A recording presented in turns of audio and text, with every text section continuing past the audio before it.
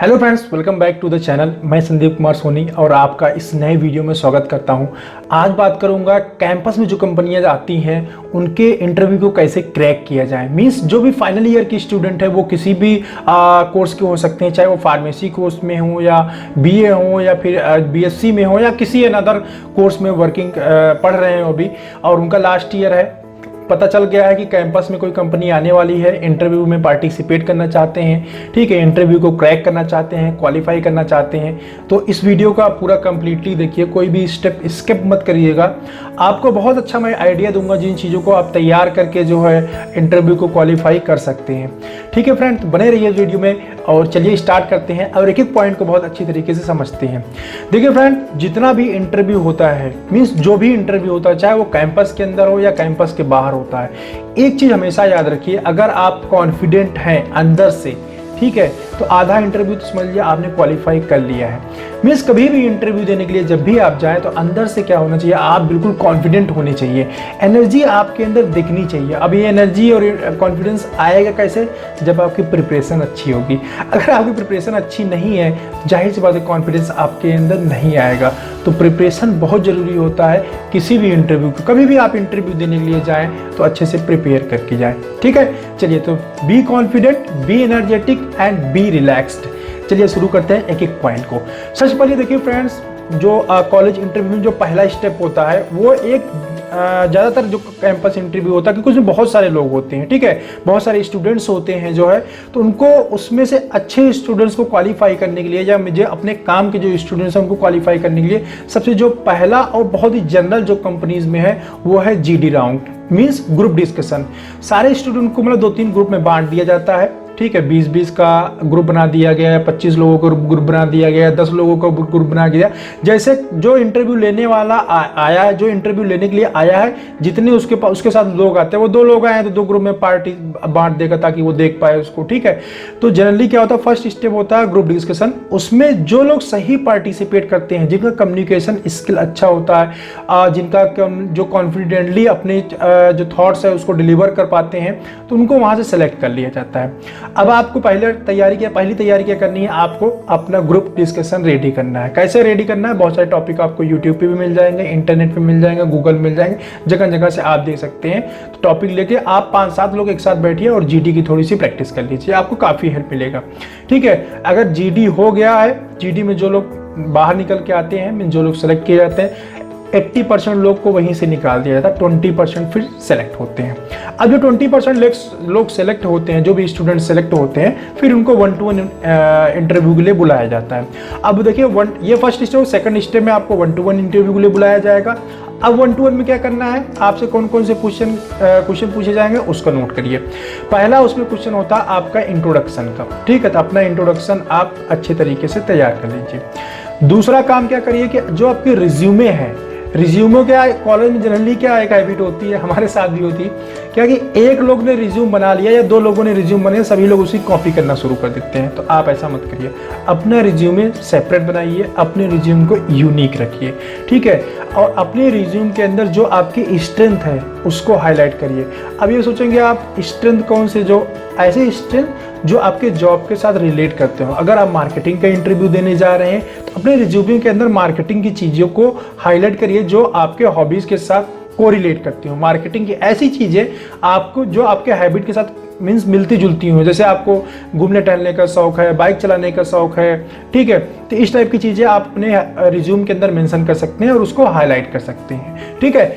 इसके अलावा आप रिज्यूमे के अंदर उन पॉइंट्स को हाईलाइट करिए जो आपके अचीवमेंट रहे हैं। 4 साल का अगर आपका कोर्स है, 4 साल के अंदर सपोज दैट आपने कोई स्किट कंपटीशन में भाग लिया है, पार्टिसिपेट किया है, या कोई और कंपटीशन हो, कोई सिंपोजियम आपके यहाँ हुआ हो, कोई क्रिकेट हुआ हो, कोई और मतलब गेम हुआ हो, या कुछ भी आपके कॉलेज में हुआ हो, उसमें अगर आपने पार्टिसिपेट किया है, विनर रहे या नहीं रहे हैं, अगर विनर है तो बहुत अच्छी बात है, नहीं है तो एटलीस्ट ये जरूर मेंशन करिए कि आपने उस प्रोग्राम में पार्टिसिपेट किया था, आप उस गेम में आपने पार्टिसिपेट किया था, ठीक है। इन पॉइंट्स को आप हाईलाइट करिए।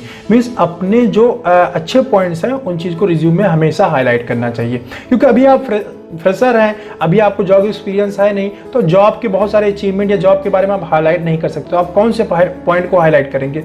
यही सारे पॉइंट्स को हाईलाइट किया जाता है। कोई आपने कॉन्फ्रेंस अटेंड किया है, चाहे वो कॉलेज में कॉन्फ्रेंस हुई हो या कॉलेज के बाहर कोई कॉन्फ्रेंस हुई है, आप उस चीज़ को वहाँ पे हाईलाइट कर सकते हैं। अभी छोटा मोटा कोई आपने सर्टिफिकेट ड्यूरिंग ग्रेजुएशन टाइम में कोई सर्टिफिकेशन कोर्स किया हुआ है, तो उस पॉइंट को वहाँ पे आप हाईलाइट कर सकते हैं। ठीक है, ये तो रिज्यूमे बनाने का थोड़ा सा मैंने तरीका आपको ब्रीफ बता दिया। ठीक है, कॉपी मत करिएगा। इसके बाद जो जनरली क्वेश्चन पूछा जाता है वो जनरल एप्टीट्यूड के क्वेश्चन होते हैं। जनरल एप्टीट्यूड क्वेश्चन अगर मार्केटिंग के, जैसे मैं मार्केटिंग की स्पेशली बात करूंगा, मार्केटिंग के जो पार्ट होता है उसमें जब हम मार्केट के अंदर फील्ड में काम करने जाते हैं, जनरली क्या होता है, जैसे मैं आपको एग्जांपल देता हूँ, 10 के साथ 2 मैंगोज फ्री आ रहे हैं तो कितने % स्कीम हुआ। ठीक है, जो चूंकि एंड इसलिए वाला जो क्वेश्चन हम 6, 7, 8, 9, 10 की क्लास में मैथ पढ़ के आते हैं, वो वाले क्वेश्चन जनरल एप्टीट्यूड के क्वेश्चंस होते हैं। ठीक है, सिंपल मैथ के क्वेश्चन पूछे जाते हैं उसमें। ठीक है, परसेंटेज निकालने का पूछा जाता है, हाँ डिवाइड करने का पूछा जाता है, तो सिंपल मैथ के क्वेश्चन पूछे जाते हैं। उसका थोड़ा सा प्रैक्टिस कर लेंगे तो आपको काम आएगा। ये इसलिए किया जाता है क्योंकि मार्केट में जब आप फील्ड में आएंगे तो आपको ये सारी चीज़ें आपके डे टू डे लाइफ में आएंगी। ठीक है, डेली आपको इनकी जरूरत पड़ेगी, तो इसलिए ये सब चीज़ों को पूछा जाता है। प्लस जो कंपनी आ रही है उसके बारे में अगर आपको पता है कि कौन सी कंपनी आ रही है तो उसके बारे में ब्रीफ थोड़ा सा देख लीजिए, कंपनी की हिस्ट्री थोड़ा देख लीजिए, करंट क्या सेल है, कितना टर्नओवर है, ये सब चीज़ें थोड़ा सा आप देख सकते हैं। ठीक है, नेक्स्ट पॉइंट ये है कि अगर आपको कंपनी को नहीं आपको नहीं पता कि कंपनी कौन सी आ रही है, ठीक है, बट अगर आप मार्केटिंग के लिए आपने रिज्यूम प्रिपेयर किया हुआ है तो मार्केटिंग के हिसाब से अपना थोड़ा सा इंट्रोडक्शन प्रिपेयर कर लीजिए। ठीक है, इंट्रोडक्शन क्या होता है, कैसे होना चाहिए, आपका इम्पैक्टफुल होना चाहिए और मार्केटिंग के साथ कोरिलेट करना चाहिए। ठीक है, इसके बाद आप 3-4 पॉइंट जो आपने अपने सिलेबस में पढ़ा हुआ है, 3-4 पॉइंट, 3-4 टॉपिक, पॉइंट नहीं 3-4 टॉपिक ऐसे अच्छे से तैयार कर लीजिए कि अगर एग्जामिनर आपको मौका दे कि आपको क्या आता है या कौन सा टॉपिक आपने प्रिपेयर किया हुआ है, तो उस समय आप उस एग्जामिनर को मीन्स इंटरव्यूअर को पूरा डिलीवर कर सके। बहुत ज़्यादा डीप में जाके सब कुछ पढ़ने की जरूरत नहीं है, सब कुछ देखने की जरूरत नहीं है। मात्र 3-4 टॉपिक, जो लोग मेडिकल रिप्रेजेंटेटिव प्रोफेशन में आना चाहते हैं मैं उनके लिए बता दूं, आप जैसे कार्डियोवैस्कुलर सिस्टम पढ़ सकते हैं।